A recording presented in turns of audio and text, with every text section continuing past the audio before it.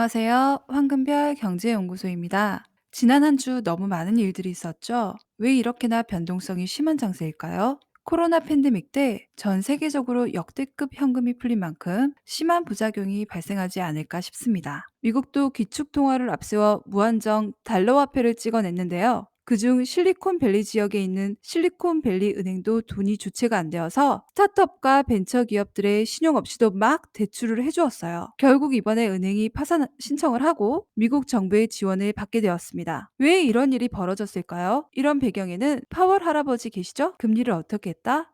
차츰차츰 계단식으로 올리는 것이 아닌 갑자기 급격하게 금리를 올려버렸죠. 고금리에 유동성 위기가 생긴 신생기업들이랑 일반 많은 사람들이 은행에 넣어둔 예금을 찾아가는 상황이 벌어집니다. 하지만 은행은 고객들의 돈을 채권에 투자했던 상황이었죠. 결과론적으로는 예금을 맡긴 고객 돈이 은행의 몰빵 투자로 현금이 없었던 거예요. 은행은 만기까지가 원금 보장이 되는 채권을 만기 되기도 전에 한 번에 팔게 되니 손실이 납니다. 그걸 본 사람들은 저 은행에 무슨 일이 났구나 하고 온라인 뱅킹으로 한꺼번에 예금을 인출하는 뱅크런 사태가 발생했습니다. 지금은 스마트폰으로 은행 앱에 접속하는 것만으로 손쉽게 인출이 가능한 시대입니다. 40년 된 은행이 단 이틀 만에 몰락한 무서운 사태가 벌어지는 거죠. 대출에 부실이 있었던 것이 아니라 투자한 국채의 폭락으로 뱅크런을 못 견딘 상황입니다. 미국 실리콘밸리 은행 뱅크런 사태는 비단 여기서 끝나지 않습니다. 대출해 주었던 벤처기업 가운데 암호화폐 스타트업도 많기 때문에 코인 시장이 휘청인데다가 세계 3대 암호화폐 시장이었던 시그니처 은행마저 파산을 했습니다. 미국 실리콘밸리 은행 파산의 공포가 유럽에는 미미하다고 보도가 나온 지 며칠 만에 차기 위험 대상으로 지목된 크레디트 스위스 주가가 30% 가까이 또 떨어졌습니다. 이로 인하여 BNP 파리바, 코메르츠 방크, 유니크레디트 등 다른 유럽 주요 은행까지 주가가 10%가량 폭락장 사태가 나고 있습니다. 대체로 주가 변동이 크지 않은 보수적인 은행 주식 자체에 영향을 미칩니다. 뱅크 오브 아메리카는 미국에서 두 번째로 큰 자산 은행입니다. 근데 보시면 아래로 수직화가 합니다. 이 외에도 시티그룹의 주가 역시 마찬가지입니다. 현재 미국 은행 금융 관련 주식들이 다 비슷하게 흘러내리고 있는 상태입니다. 미국 실리콘밸리 은행 이외에도 현재 캘리포니아에 있는 퍼스트 리퍼블릭 뱅크 역시 뱅크런 논란이 있다고 합니다. 앞으로 어떤 은행이 더 나오는 건 아닌지 걱정이 되는 상황입니다. 지금 은행들의 사람들이 길게 줄을 서 있는 모습이죠. 다행히 미국 정부가 이 은행의 예금을 보장해 주기로 하면서 지금 사태는 일단락되는 분위기죠. 하지만 우리나라 국민연금도 여기에 투자를 하였는데 손실을 피할 길이 없습니다. 300억을 투자하여 반토막이 났으니 150억을 손실보고 있습니다. 심지어 거래 정지를 당했으니 현금화도 불가능합니다. 말 그대로 물렸다는 표현이 적절하겠습니다. 한국에서는 인터넷 뱅크들 중 저런 긴 줄이 절대 일어나지 않았으면 합니다만 이 사태가 그냥 미국, 유럽 땅에서만 해당되는 거라 여기면 안 된다는 생각입니다. 지금 중국도 부동산이나 무역 수지 발표가 최악으로 나오고 있는 상황이라 불안합니다. 부동산 시장의 불안과 원자재 가격이 폭탄이 된 우리나라 작은 건설사들도 부도설이 솔솔 나오고 있는 상황입니다. 위에서 설명을 드렸습니다만 실리콘밸리 은행은 주로 신생 벤처기업 스타트업들이 고객들입니다. 그러나 이번 일을 통해 알 수 있는 사실은 은행뿐만 아니라 벤처기업들 역시 지금 간당간당하다는 것입니다. 뱅크런이 일어나는 이유는 대규모 현금 인출 때문이라고 했는데요. 이 말인즉슨 벤처기업들 역시 지금 돈이 궁하다는 의미입니다. 따라서 이는 비단 은행의 문제가 아니라 전반적인 경제 자체에 대한 문제이지 않을까 싶습니다. 이 과정 속에서 아마 우후죽순 생겨났던 신규 기업들이 많이 망할 것 같습니다. 대부분의 스타트업 주식 주가들이 현재 많이 하락했고 나중에는 상폐되는 녀석들도 많아지지 않을까 싶네요. 그리고 결국에는 소수의 살아남은 기업들만이 성장하는 그런 그림이 나오지 않을까 싶습니다. 여러모로 무서운 시기입니다. 금융시장이 현재 위험한 일이 발생하지 않았더라도 사람들이 공포심을 가지게 되면 실제로도 위험한 상황으로 이어질 수 있는 시장이기에 정확한 예측은 어렵다고 보고 있습니다. 세계적인 은행들 주도상까지 뉴스가 간간히 나오고 있는 이때에 우리나라의 여러분의 예금은 안전할까요? 일단은 우리나라 금융당국이 걱정할 단계는 아니다라고 선을 그었습니다. 그 근거로는 실리콘밸리 은행은 채권에 투자를 해서 채권 가격이 떨어져서 큰 타격을 입었지만 우리의 국내 은행에서는 늘어난 예금이 생기면 대출에 활용을 하기 때문에 리스크가 상대적으로 적다라고 보는 건데요. 투자보다는 대출 대출로 수익 창출하고 있는 거죠. 다만 문제는 시중은행이 아니라 상호금융이나 저축은행 등이 우려가 된다라고 보고 있습니다. 이번 급격한 금리 인상으로 저축은행 등에서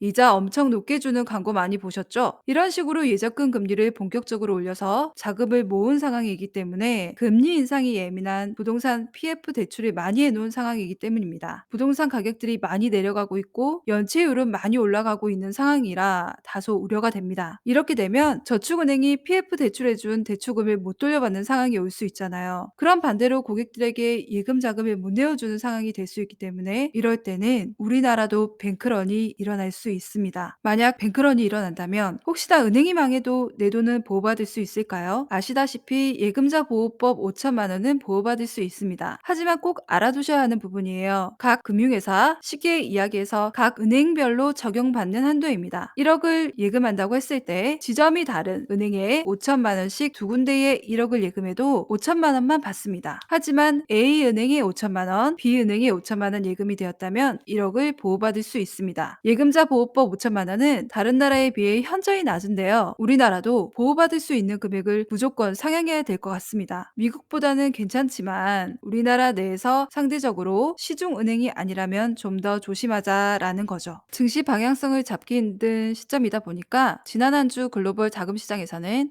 안전자산격인 금값이 상승세를 보이고 있고 현금과 채권에 돈이 쏠리는 분위기입니다. 중국발 코로나19 패닉 장세가 이어진 2020년 4월 이후 가장 큰 규모로 유입이 되고 있다고 합니다. 단타 스윙 주식을 하는 저는 지난주에 금 관련주인 웰컴텍과 IT센 매수 매도를 했는데요. 이렇게 은행이나 부동산이 불안할 때는 안전자산인 금 관련주도 눌림목이 왔을 때 관심 있게 지켜보시는 것도 좋을 것 같습니다. 증시는 다음 주 초 파월 할아버지가 하시는 말씀에 따라 다시 한번 출렁일 걸로 예상이 됩니다. 하지만 급락했다가 반등했다가 급락했다가 반등했다가 위기론으로 위기가 찾아올 때 보통 정부에서는 위기보다 더 큰 정책들을 내놓습니다. 위기의 강도보다 정책이 더 크면 변동성이 크게 움직이며 잠깐 주가가 오르는 경향이 있습니다. 위기의 크기보다 더 큰 걸 준비합니다. 보통 주말을 거치고 나면 위기가 오히려 반등을 하면서 시장이 잠시 잠잠해질 때가 많습니다. 하지만 문제는 처음엔 작은 위기인 줄 알았는데 사실 알고 봤더니 부실 회계에 온갖 숨어 있는 것들이 막 드러나면서 처음엔 위기보다 대책이 큰 줄 알고 잠깐 환호했지만 이런 위기 상황 속에서는 위기가 점점 커져갑니다. 2007년, 2008년 주식하셨던 분들은 아실 거예요. 상황이 안 좋을 때는 현재의 상황으로 미래를 단정해서도 안 되고요. 지금에 드러난 부실만으로 전체 부실이라고 착각해서도 안 됩니다. 이 부분이 주식 투자하시는 분들은 꼭 조심해야 되는 부분이에요. 변동성이 심한 불안한 증시 상황에서는 초보 주식 하시는 분들은 잠시 쉬어가는 것도 괜찮은 방법이고요. 자, 저희들은 위기를 기회로 삼아서 이번 주말 잘 보내시고 다음 주 파이팅 하시길 바라겠습니다.